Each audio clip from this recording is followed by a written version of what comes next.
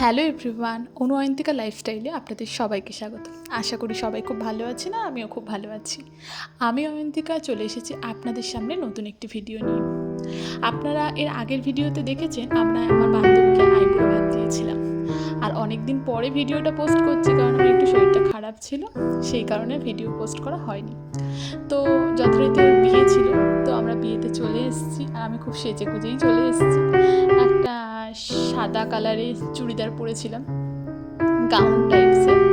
তো এখানে বিশাল আয়োজন করেছিল। আর এটা মেন রোড, মানে মেন রোডেও এত লোক। আর এই যে ওদের দুজনের ফটো, কি মিষ্টি লাগছে ওদের দুজনকে।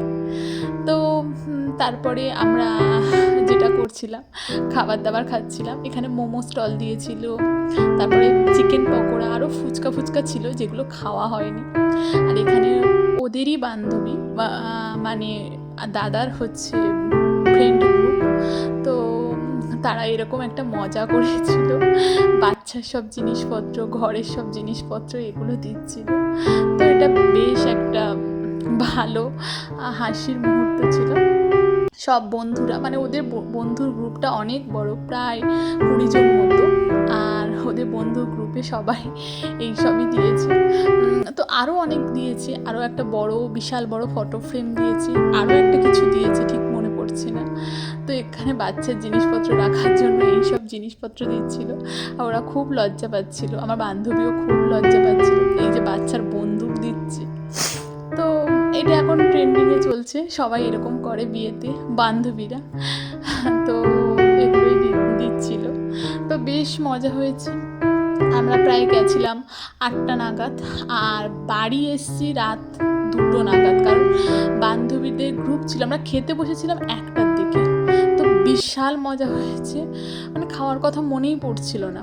তো গল্প আড্ডা আর স্টলে যা যা ছিল সেগুলো খেয়েই টাইম চলে যাচ্ছিল।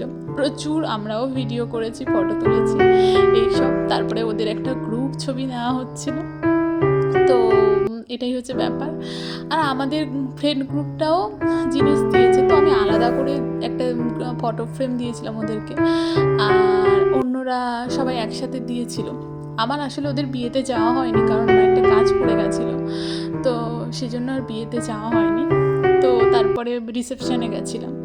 তো যাই হোক, বিয়েতে না গিয়ে খুব আফসোস হয়েছে, কারণ ওরা প্রচুর মজা করেছে আর আমি সেই মজাটা করতে পারিনি। তো যাই হোক, কী করব, কাজ আর পড়ে গেলে।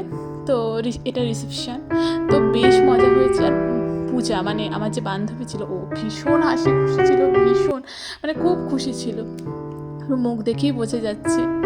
তো এই হচ্ছে ব্যাপার। এই যে দেখুন, বিশাল বড় একটা ফটো ফ্রেম, এটা ওদের প্রি ওয়েডিংয়ের একটা ফটো ছিল। তো কি দারুণ লাগছে না, বিশাল বড় ছিল।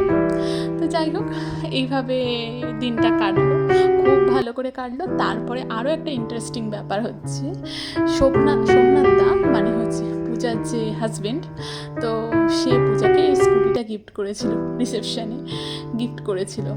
তো সবাই খুব খুশি। আর এই যে ওর কাছে পুরো এটা একটা সারপ্রাইজ ছিল। ও ভাবতেই পারেনি যে এরকম একটা ওর জন্য একটা এরকম প্ল্যান করেছে সোমনাথদা। তো এটা বেশ ভালো ছিল। তারপরে ওরা একটু কাপল ভিডিও, ফটো এগুলো করছিল, আর আমরা বসে বসে খাচ্ছিলাম আর দেখছিলাম। তারপরে যথারীতি অনেকটা রাত হয়ে গেছিলো, আমিও নিজের একটু ভিডিও করে নিচ্ছিলাম। তো এভাবেই দিনটা কাটলো।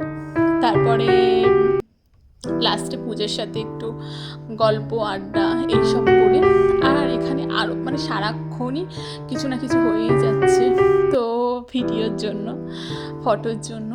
তো ওদেরকে আর ওদের দুজনকে এত ভালো লাগছিল, ওদের থেকে চোখ সরানোই যাচ্ছিল না, খুব খুব খুব সুন্দর লাগছিল। তো এই হচ্ছে ব্যাপার। আর তারপরে এই যে আরও একটা ইন্টারেস্টিং পার্ট, তো এখানে সম্ভবত গোপাল ভাঁড় সেজেছে। তো এনাকেও আমার খুব ভালো লেগেছে।